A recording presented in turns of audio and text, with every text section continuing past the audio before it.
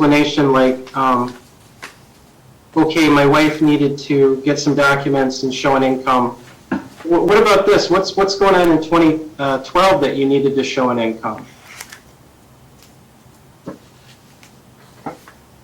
That's the one when you apply for the TechnoSop group. Okay, yes. Tell me about that.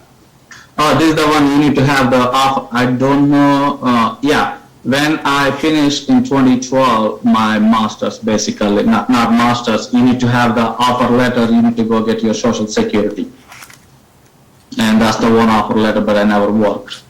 I understand. So Yes. so you're saying this letter is fake too? I said I joined it, but I never finished. I cannot have ability to work.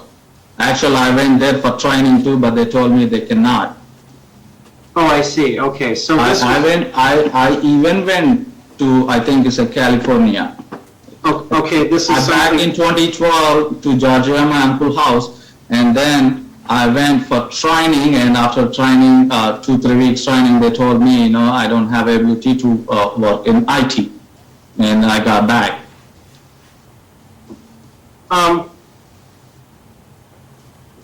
You know that I'm just going to not close this, but stop sharing.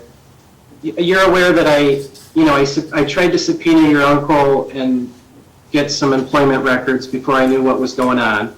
Mm-hmm. Right? You're aware of that. And at some point in this case, you even signed an authorization so that he would release records, right? Mm-hmm.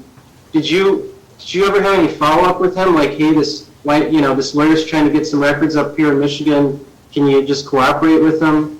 Yeah, I asked him, and I told him after I signed the document, I told him, did you receive the letter? If you get the letter and send your response, he said they never received it.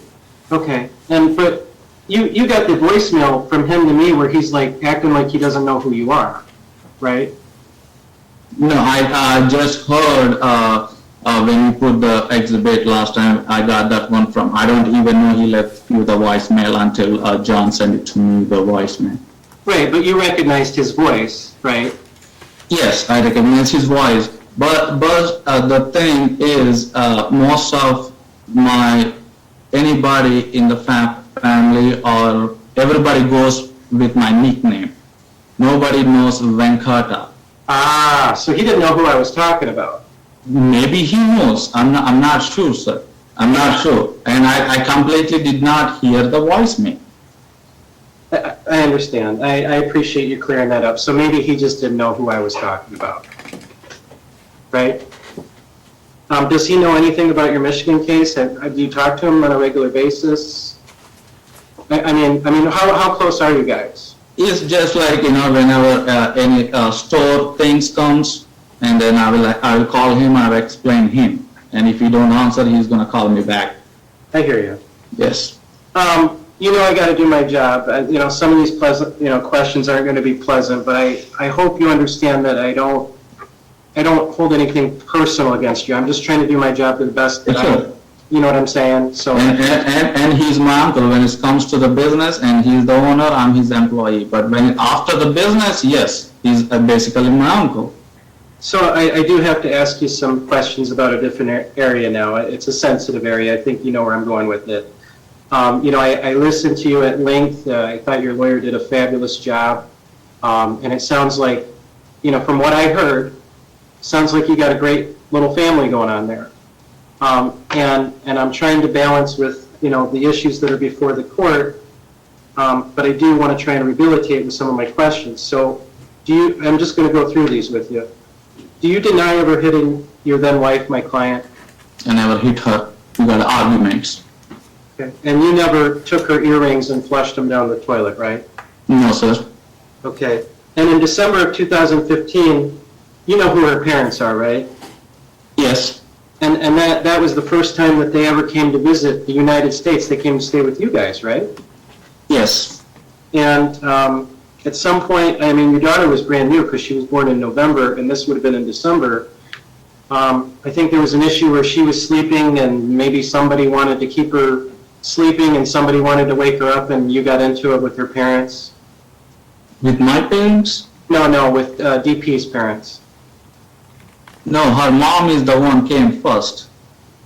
Okay, Her mom came first, and then when Deepti have Viha, and I think second day or third day, I don't know what happened between mom and Deepti and her mom got some mental issues, and then she left to, Boston. yeah, she went to Boston. And it wasn't because you told them, I know the police and you better leave quietly. You No, didn't- sir. Sir, this is not India or anything. This is America, sir. Okay, you cannot do anything like that here. Oh, thank God you and I know that, but they may not have known that. No, sir, they know, sir. Everybody knows how the government works up here. Okay. And you deny admitting to your wife that you struck her mother and there was a bruise? You deny that? No, sir, I deny. Okay.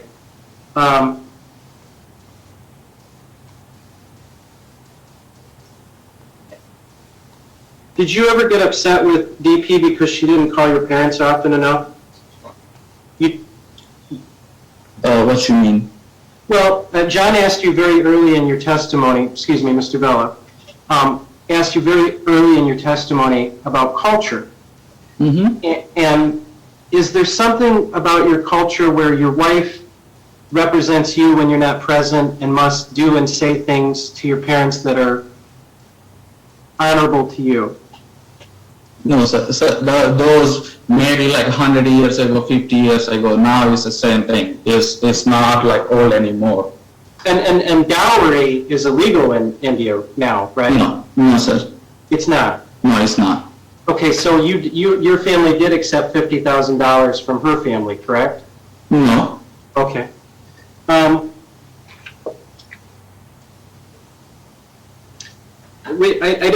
just going to kind of go, kind of cut to the chase and avoid some of the duplicate questions that I might have had for you.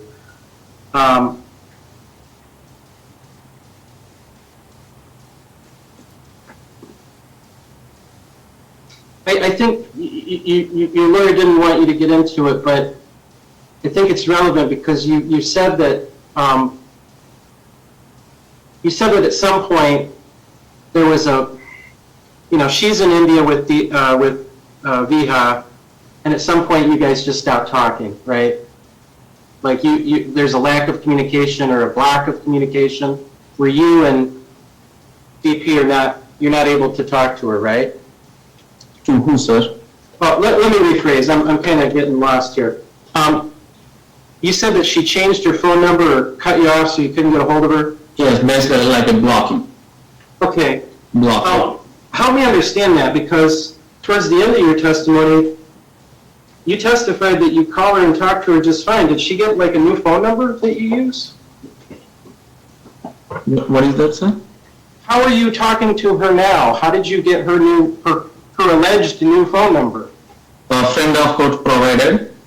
Okay, and you're saying that that's a different phone number from the one that she's always had? She's talking about India, not here. Right, and as I understand, the trick with India is, yes, you're partially correct that they will say this number doesn't work, but it always works on the platform that you guys were communicating through, which is the WhatsApp app, right? WhatsApp app? I did ask your client, did I ever use the WhatsApp? It's the same number. It's the one you guys text with. It's the guy. I always use FaceTime. Yes. And regular text messages. Yes, and phone number, right? Yeah. And it's all through that app. But I don't use, that's the problem. Okay. And even friend of course, they told me you can text her in the WhatsApp. And I never contacted through WhatsApp. I just called her regular video call and that's it. Got you.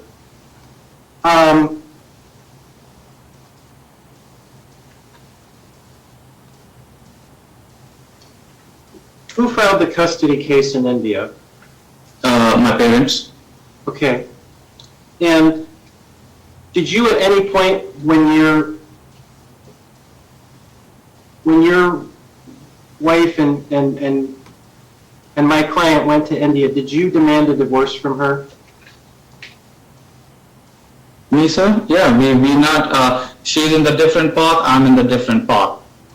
And I did not recall who asked the divorce. But, she went to different path and I want to be on a different path. Okay, and I know I just sent those recordings, but you guys got those during the break. I'm just going to ask if you recall saying some things. Do you recall your wife saying you made a promise before boarding into the flight that you would bring me back? You promised me, didn't you? Do you recall her saying that? Yes, sir, but I even asked her, yes, I promised, and she's the one who want to go to India, and I told her, please, not to go to India. But did you insist that your daughter would go to India? Yes, sir, but see, I have to work, she have to work, and I have to pay my college fees, and I work I have to pay, Sorry to interrupt, go ahead. I have to work, I have to pay college fee, and I can be in this country. And so you wanted her to stay here and help you with that, get on your feet economically, right? No, it's a family, sir. It's a wife and husband. Right. The wife and husband, and it's your money, and wife's money is a home money. It's not my money, it's not her money. It's like, it's a family. We try to build a family here. Did her dad offer to make up the difference or pay you guys money because you were worried about money? Sir, I don't want to take her father's money. Okay. The thing, my main is, I don't want to send Viha to the daycare, because you never know how daycares will take. And Deepthi had no patience, and she's 2 years old. She wanted the daughter to stay, you wanted the daughter to go. Sorry? She wanted the daughter to stay, you wanted the daughter to go. She said, look, I'm going to go with the daughter, right? Yeah, sir, I cannot stop her. I cannot stop her. She said, I told her, I explained her everything. She, please do not go. And she went there. She bought everything, whatever she needed. Yeah. And she said she want a ticket. Yeah, I mean, if she didn't. Yeah, she didn't have any money. You bought the ticket, right? Yes, sir. And you drove her to the airport. Yes, sir. Yeah. So, okay. Did you tell her at some point, I have already thrown your clothes, gifts, and everything into the trash? It's not a trash. I put it Goodwill box. Okay. Did you at some point tell her, I'll call you tomorrow with two women on both my sides, legs wide, and 5 between them on the bed? No, sir. No. Okay. Did she at some point plead with you to help her come back to the United States? Yes, sir, but I lost the status. Okay, so your position is you couldn't have brought her back even if you wanted to? Yes, sir. Do you recall saying, when she said to you, you are the one who told to bring her back after 2 years, right?